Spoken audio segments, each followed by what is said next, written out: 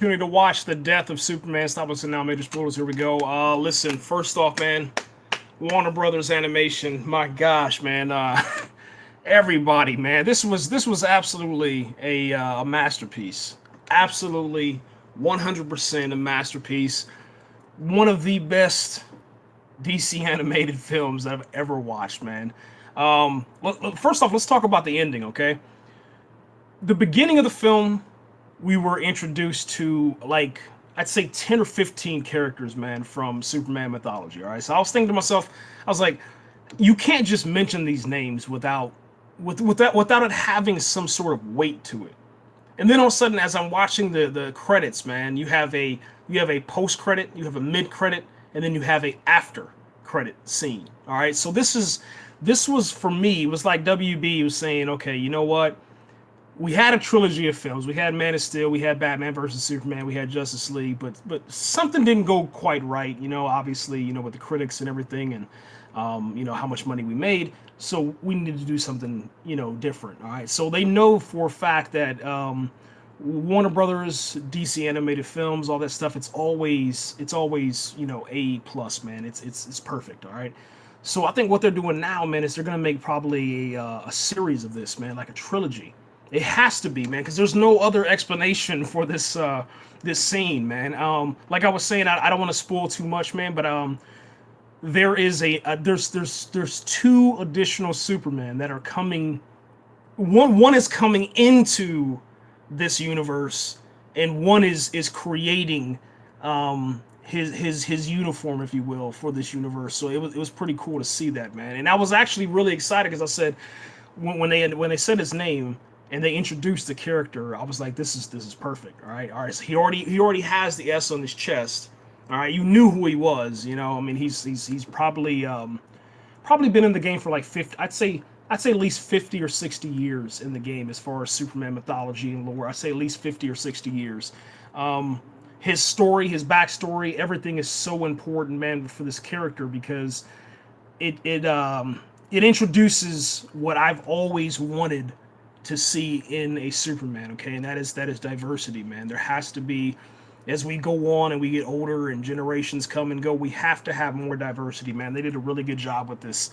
Um, I don't know how the situation in space happened, but I'm hoping that they'll explain that. Okay, so usually, whenever that character inside of DC comic lore, usually what happens is that there is already a machine that becomes, let's say, possessed. Let's just use that. Becomes possessed and then takes over after that character dies. But in this one, we're seeing him already formed. You know what I'm saying? Which is just crazy. It's crazy to see that, man. And he already has a cape. He already has the S. He already has his machine. He already has him. You know exactly who it was whenever you see that scene. You're just like, that's just crazy. What was also interesting, man, is that one of the final last scenes that the show is the Fortress of Solitude is being created. You know what I'm saying? So like when you think about this, Superman has been on this Earth. It looks like probably about maybe 25 to 30 years on Earth, and he didn't have a Fortress of Solitude the entire time. The only thing that he had that connected him back to Krypton, as far as this mythology, as far as inside of this world, is a nanny, a Kryptonian nanny, which they showed and they kind of went into detail. They probably spent about maybe I'd say a minute and 30 seconds at tops, probably about a minute 15 to be honest. And they explained a little bit about that. So that was pretty cool to see, man. Um, let's see what else. Oh, dude, Lex Luthor. Lex Luthor for me personally, that was the star of the show. I'm not gonna lie, man. When he got into his green suit, all right, and they show you as you're going into his lair or whatever, you can start seeing his progression from like generation one suit, generation 5, 10, and all the different prototypes, man. It was actually like a little nod for me, at least, to Iron Man, and to see him obviously risk his life, to try to take the credit from Superman, and then just get pretty much embarrassed and saved by Superman at the same time. It was pretty cool to see that, man. But he was so wicked in this one, really really wicked. The death of Superman was handled, I think, pretty well. Um, I don't think it really had that much effect on me. Like there wasn't any kind of like waterworks. I didn't cry. I think there was like maybe a little bit of teary eyes, you know what I'm saying? But there wasn't any like, boo hoo hooing, like I did with Man of Steel. And obviously with, Batman versus Superman, and then obviously Justice League, there wasn't any kind of like moment where, you just got very emotional, man. And obviously, the way that Zack Snyder had handled the death of Superman, I guess maybe, because I watched that movie all the time. I pretty much watch it almost, at least nowadays, like once a week, and then Justice League once a month. So it's always fresh in my mind. So it didn't really have that much weight to it. I think the only thing that had weight was just the impact of Doomsday. His punches, for me at least, were heavier than what was felt inside of Batman versus Superman: Dawn of Justice. Um, I don't know how they did the special effects for this movie for Death of Superman, but I would love to go back, and I'm gonna try it. I'm gonna try to edit it on my computer over there, and see if I can put the impact from this movie onto Batman versus Superman: Dawn of Justice, just to feel the weight. I mean, it felt, you really felt the blow, man. Especially that chest punch, man. It hit him so hard. It was just crazy. But what I loved about the fight between Superman and Doomsday is that you finally get to see how powerful Superman is. All right, so Superman comes through, man. Charges himself up, comes through, punches Doomsday in the face. His head rotates around. He snaps his neck like 6 times. It rotates. So everybody that's out there saying, like, with the Goku versus Superman thing, Dragon Ball Z versus DC, whatever, man. There's nothing that you can say to me ever to say that, Goku would defeat Superman. It's just impossible, man. Especially after they showed and displayed that amount of force, man. It's just game over, man. I don't want to hear nothing else. And he's only gonna get stronger, from this point on. So that was really awesome, man. We don't know what's going to happen with the Doomsday. I think that Lex will probably more than likely take some of that sample and probably incorporate it into something. Obviously, it'll play some kind of factor whenever this new Superman comes in. Um, Cyborg was really, really injured. I mean, injured so bad to a point where um, I don't know how they're going to fix him, to be honest. Martian Manhunter is burned really, really bad. Hawkman is injured, and then Green Lantern. How do you want to say it? The the the amount of power that Green Lantern had in this movie, I didn't really agree with that.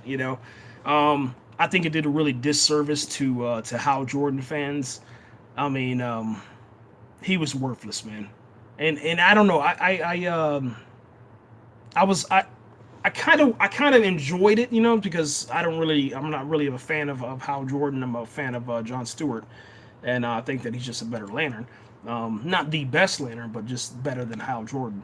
But to use the ring in that way and not give him the amount of power that he should have access to, you know what I'm saying? Because it's all about your will, it's all about your might, it's all about, you know, it's about you. And to say and think that Hal Jordan, who is about to be killed, murdered, can't come up with enough energy, enough passion, enough drive to hold on, to hold his force field over him and surrounding him, you know what I'm saying, as his Doomsday's punching away. And yes, Doomsday is powerful. And I'm not saying that Doomsday is not powerful enough to destroy a force field created from a Green Lantern ring, but I'm just saying that what they showed us on this movie, it just wasn't enough, man. I think Doomsday hit it like maybe 4 or 5 times, and then that was it. And it's like, dude, that's a lantern, you know what I'm saying? And then the Flash had to come in and hurt him, you know. And then also the same thing with the Flash. I'm not saying that I'm not saying that Flash can defeat Doomsday, but I'm saying that whatever was shown inside of this animation, the Flash is the Flash is more powerful than what they shown. Okay, so that kind of ticked me off a little bit. It's like they did a great job with the movie, but in some instances they didn't give the Justice League enough power. You know what I'm saying? And I understand. I understand. I mean, obviously, it's called the Death of Superman. It's not called the Death of the Justice League, or it's not called Superman and Justice League, or Justice League and Superman. It was about Superman, but I just felt like, you know, you had the Justice League in there. They could have fought a little bit harder. You know what I'm saying? They had Batman survive longer, which is just complete horse shit. Okay, I'm sorry. You're gonna sit there and tell me that the Flash will get knocked out before Batman? I mean, but we're not gonna get into that because that'll get me on a whole thing, you know, and I'll start ranting on that. But I still believe they should have done a little bit better. You know, gave Green Lantern more power. They should have had, and then let's talk about Hawkman. 30 seconds, he's done. 30 seconds, and this dude just gets whiplashed and swung back and forth like a rag doll. It's like, it's just crazy, man. So yeah, Green Lantern, all of them, pretty much all of them needed to have more power. And also with Wonder Woman, you're saying that in I don't want to go into so much detail with this, but you're saying that the lasso of truth that gets put around Darkseid, that the lasso of truth that gets put around so many different enemies, and they can't resist the lasso, that Doomsday can resist the lasso just like that. I mean, there wasn't even any hesitation. It was just, I mean, she literally said, you know, I command you to give up, you know, to surrender to me. And then all of a sudden, like 10 seconds later, Doomsday's out and he just, you know, punching her face in. You know, it's like, come on, man. And then also, I really did enjoy, and I really did appreciate how Doomsday has the power to destroy a lot of Amazonian technology. Let's just call it that. So that was pretty cool. I like that aspect. What they didn't do a really good job at, you know, I mean, obviously I know about it. I mean, every Superman fan knows, but you know, Doomsday was learning, and the only time that they actually showed Doomsday learning was when the Flash was just going around him like, you know, super speed and stuff, and he has his hands like this, and he's trying to like not get hit, and then all of a sudden, I'll take my glasses off. All of a sudden, he looks up, and he looks like left and right once or twice, and he's learning and he's adapting, and then that's when he was able to hit that big deliver that blow to the Flash, and that's what knocked the Flash out and stuff, you know. But it was just like, and then Cyborg, you know, that's another thing.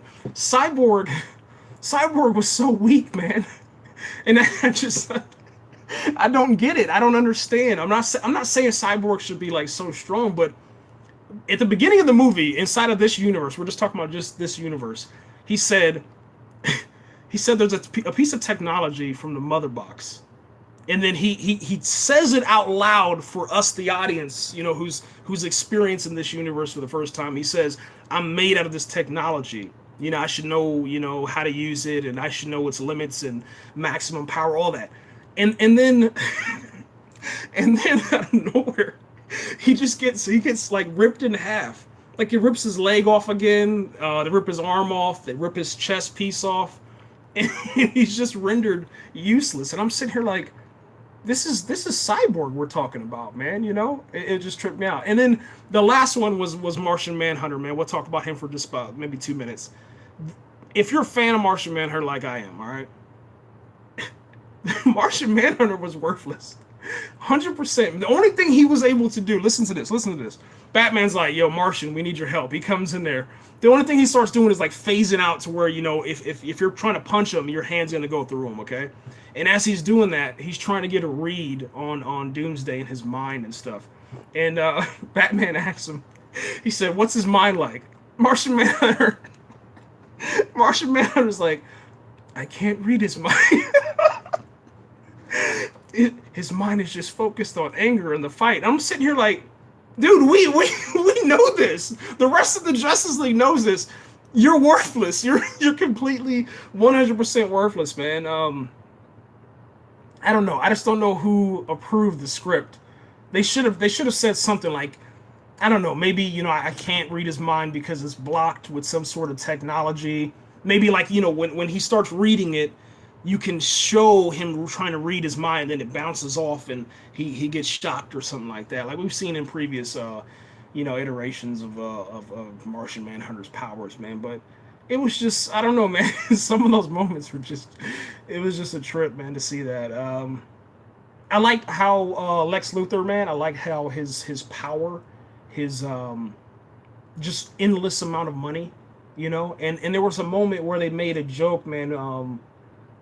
They made a joke. Wonder Woman, she made a joke. She said the Wonder Woman merch is selling like crazy, so I'll be able to front the Justice League electric bill just in case Wayne Enterprises can't or something. And then Bruce Wayne was like, "Are you serious?" Like, because obviously he's made of money. But there was a lot of at the beginning. The first, I'd say, let me see, the first 15 minutes was just nothing but jokes. Nothing but jokes the whole entire time. You're just sitting here like, oh, come on, man. The Fisherman's making jokes. Ma and Pa Kent are making jokes. The newsroom is making jokes. Lois Lane is making jokes. Jimmy Olsen's making jokes. Superman's making jokes. Green Lantern, the Flash, Batman's making jokes. It was like, dude, enough with the jokes, man. It was too much for me. I was like, this is some Marvelized crap that I'm watching right now. And then after that, they calmed it down right around the 15-minute mark, and then everything got serious, and it just took off, man. And I'm sitting here like, whoa. I'm on the edge of my seat. I did a couple reaction videos too, man, so I'll actually upload those in a second after I finish this. But then it just took off. It literally took off, man. There was so much destruction, and it kind of brought me back to Man of Steel. I was like, this is how, number one, a movie should be shown, especially a superhero movie, man. When you have these powerful beings, man, like Superman, Doomsday, Green Lantern. I was gonna say Martian Manhunter, but they didn't. But they didn't use Martian Manhunter. Anyway, when you have these powerful beings, man, and you fight with them, there should be destruction and chaos inside of your city. Your city, at least 15 to 20% of your city should be destroyed inside of these moments, man. But inside of this one, they didn't hold back like they did with Justice League. You know what I'm talking about. They took it to Russia, and then from Russia, it just went downhill. Now, check this out. They did have a moment that was like Justice League with Joss and Whedon style or whatever, and I was like, okay, this is okay. There was this little kid. He's playing a video game in the back of his car. His mom's driving, and then all of a sudden, Superman and Doomsday come in, and they're just destroying this bridge. Okay, so this their mom runs out. She runs to the other side. She gets the kid out. All of a sudden, his little Game Boy or whatever falls on the ground. All right, and so she's running with him. This little dude yanks his hand back from his mom. You know what I'm saying? So she's holding him like this. All of a sudden, he yanks it, and then she's like, "Oh God, Johnny," or whatever, And the little Johnny, his little sorry ass goes way over there. I mean, right into the action to try to pick up his Game Boy, and then he looks up and there's boulders falling. You know what I'm saying? So Johnny's about to get crushed, and then all of a sudden Superman obviously comes in. I would have loved, man, just for like, just one moment, man, just to like, not to crush the kid, but like crush like a civilian. You know what I'm saying? Because like the kids, obviously we can't do that because it's DC property. We're never gonna kill a kid. But there should have been a moment where you're like, dude, you can't risk your life for some telephone, his cell phone, a camera, whatever. There has to be consequences for that, but there wasn't any consequence. Superman saved him, and then there was this moment where the kid like hugs him and stuff. And then you as the viewer, you're like, oh man, I can relate to that because this little kid is hugging his hero, and then later on his hero will die. And then you could probably guess as the viewer, you're like, okay, later on they're going to show that kid crying at the funeral. And that's what they did. Warner Brothers Animation, WB, they were like, okay, we had him hug Superman on the bridge when Superman was alive. Now we're going to have him cry at the funeral, which I thought was kind of like heartless, to be honest, man, because the kid met his hero Like, it's real. The kid met his hero, and then his hero is murdered. Like, his hero is dead, and you have the kid like boo-hoo-hooing at the funeral. It's like, what what are we doing here? Why are we doing this, man? But it was beautiful, man. I'm gonna end this in like 2 minutes, man, because I'm at the 20-minute mark. I don't want to talk anymore about it. Uh, not saying it's bad. It's just I don't feel like talking anymore. Um, it's a good movie. I recommend anybody that is a fan of Superman to add it. You know, it's the death of Superman. It's a classic comic book. It's a classic experience. I think that you'll enjoy it, and it looks like DC and Warner Brothers, they're heading in the right direction. It really does. I just hope I just hope they don't have any more moments, man, where they just kind of downgrade. Dude, I didn't even check this out. I've been talking for 20 minutes and I just now realized I didn't talk about Aquaman. And the reason why I didn't talk about Aquaman is because Aquaman had like the weakest powers ever. And that was another thing I was gonna say at the end. I hope that they don't go forward and have like start cutting the powers. Stop making noise, bro. I'm not gonna get scared, all right? I don't care. Shut up, whatever that was. All right. But yeah, they start cutting the powers, man. So Aquaman, let me talk about him for 10 seconds, man. Doomsday. Listen to this. Okay, I'm probably spend. Let me get 2 minutes and that's it. Doomsday lands. Okay, so Doomsday comes from outer space. Okay, comes through the atmosphere, crash lands in the ocean. You're Aquaman. So Aquaman is at a meeting. He's at this Justice League meeting. You know what I'm saying? You're Aquaman. I keep saying that. As soon as something lands inside of the ocean, you're Aquaman. You should be able to sense that. You should be able to like, yo, something's not right at home, and then you should be bouncing out to go in and look for something. That doesn't happen, man. Doomsday lands inside of the ocean. His capsule breaks open, and then the Atlanteans go and investigate. Man, as they're investigating, Lex Luthor drops this little submarine down there, and so Lex Luthor is watching this thing happen. All of a sudden, Doomsday grabs these Atlanteans, and then he crushes their heads, and there's blood in the water. Okay, once again, you're Aquaman. As soon as blood hits the water, somebody should be sending you a signal.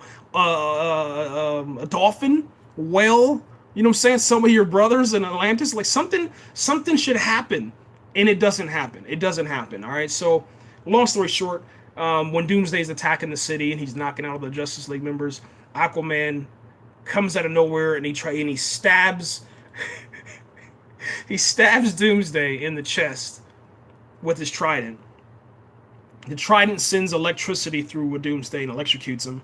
Nothing happens. He pulls the trident, throws it, grabs Aquaman, punches him in the chest. Aquaman's gone. That's it. So that's how powerful Aquaman is inside of this universe, man. And like I said, I didn't even realize that I didn't even miss him because it was just that bad, man. But anyway, I hope that going forward, man, they do something. They fix whatever small issues, and it's just small issues, just power issues, man. Superman obviously is the strongest. Okay, there's never gonna be a point unless obviously you block out the sun or whatever, but that's neither here nor there.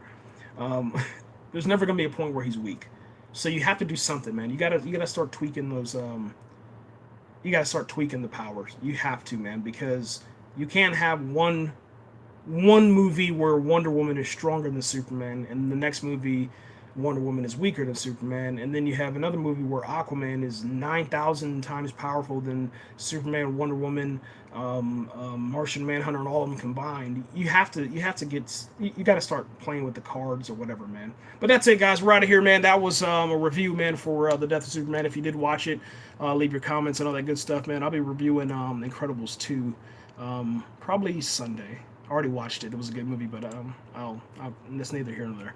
Right here, guys. Leave your comments, all the good stuff, and I appreciate you guys watching, man. Right here.